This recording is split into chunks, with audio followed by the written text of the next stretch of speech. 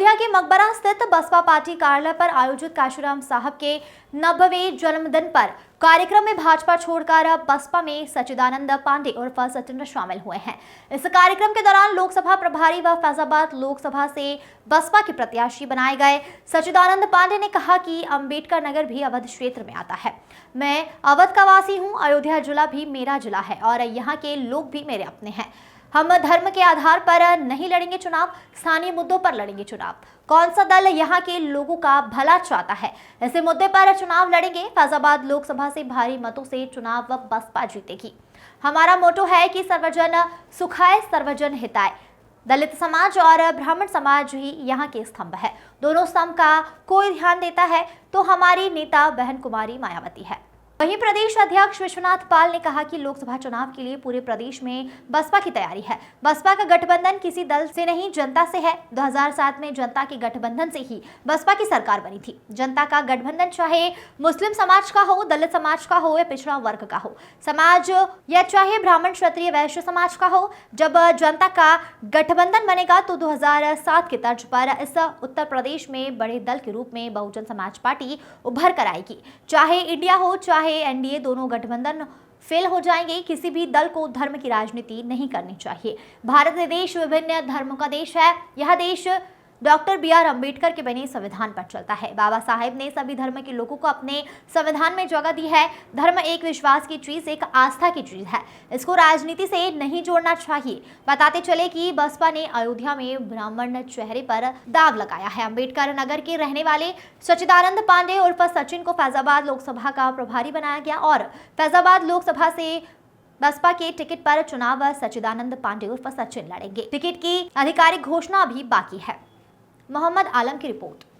और बहुत समय से आप लोग इंतजार कर रहे थे। आप सब लोग को बहुत बहुत धन्यवाद। और जहाँ तक जो आपका प्रश्न है कि अंबेडकर नगर से आप यहाँ तक आए, अयोध्या में आए, तो मैं आपको बता दूँ कि अंबेडकर नगर भी अवध क्षेत्र में ही आता है और मैं भी अवध वासी ही हूँ। और जहाँ तक बात है इस ज़िले की, तो ये ज़िला भी मेरा अपना ही ज़िला है और यहाँ के लोग भी मेरे अपने हैं।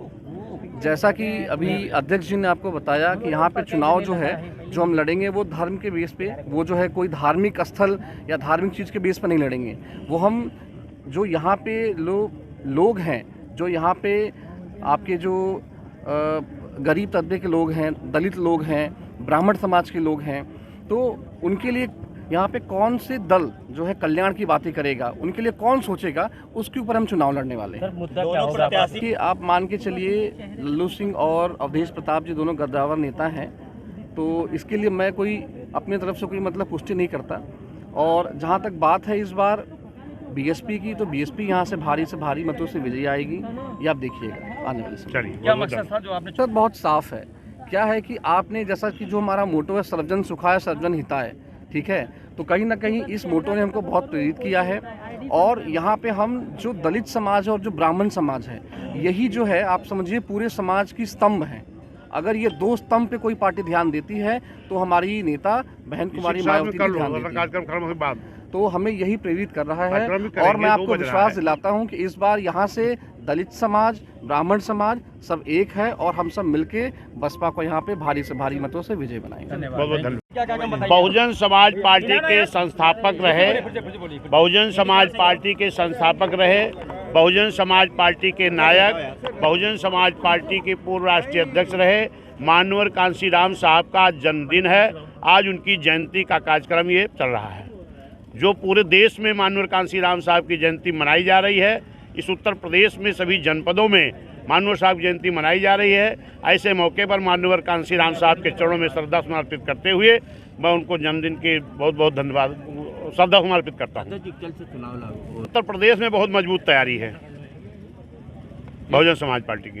एक तरफ जहाँ गठबंधन है कांग्रेस, सोना साथ पूछो कैसे बताऊंगा। बोलो भैया, एक लोग गठबंधन बहुजन समाज पार्टी की राष्ट्रीय अध्यक्ष मान्या बहन जी पहले ही कह दिया है, इस देश की जनता के साथ मेरा गठबंधन होगा, दलों के साथ नहीं।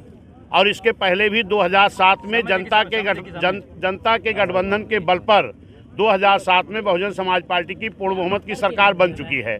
और वो जनता का गठबंधन चाहे मुस्लिम समाज के लोग हों, चाहे पिछड़ा समाज के लोग हों, चाहे SC ST समाज के लोग हों, चाहे न्याय पसंद ब्राह्मण क्षत्रिय वैश्य समाज के लोग हों। जब जनता का गठबंधन बनेगा तो निश्चित है कि 2007 के तर्ज पर इस उत्तर प्रदेश में बड़े दल के रूप में बहुजन समाज पार्टी आएगी और ये इंडिया हो चाहे एनडीए, ये दोनों गठबंधन फेल होगा। इसको रोकने के काम जनता गठबंधन के बल पर हम करेंगे। लगभग घोषित हो चुके हैं कई सीटों पर, आज भी प्रत्याशी प्रभारी घोषित होंगे और निश्चित है सूची बहन जी जल्द से जल्द आउट कर देंगी पूरे कहीं ना कहीं राम मंदिर में चाहे वो भाजपा हो चाहे कोई भी दल हो, किसी भी दल को धर्म के नाम पर राजनीति नहीं करनी चाहिए। ये भारत देश विभिन्न धर्मों का देश है। ये देश डॉक्टर BR अम्बेडकर साहब के बनाए हुए संविधान के बल पर चलता है और बाबा साहब ने अपने संविधान में सभी लोगों को जगह दिया है। हम ये मानते हैं कि धर्म एक विश्वास की चीज़ है, एक आस्था की चीज़ है। अगर हमारी आस्था विश्वास हिंदू धर्म में है तो हम उनको मानेंगे, किसी का विश्वास और आस्था मुस्लिम धर्म में है तो उसको मानेगा, किसी का विश्वास और आस्था सिख धर्म में है उसको मानेगा। धर्म अपने अपने विश्वास और आस्था का विषय है, राजनीति धर्म के नाम पर नहीं होनी चाहिए। और जहां तक वोट करने की बात है, राजनीति की बात है, तो इस देश को सुरक्षा कौन दे सकता है, देश में भाईचारा पैदा कौन कर सकता है, देश में किसानों को अच्छी आय कौन दे सकता है, नौजवानों को रोजगार कौन दे सकता है, इस देश में नौजवानों को अच्छी शिक्षा कौन दे सकता है, इस देश के जो हमारे गरीब मजलूम हो इनका विकास कैसे हो सकता है, इस पे वोट